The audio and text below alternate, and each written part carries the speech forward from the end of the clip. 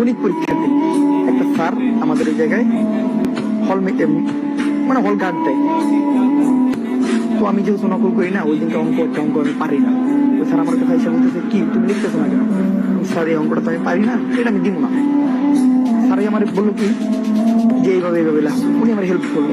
যাক, উনি আমার হেল্প করলো। আর স্যারটা লোক হুজুর মানুষ, মনে ওনারা দেখে আমার এতই ভালো লাগছে, মানে বলার মনে ধরে গেছে।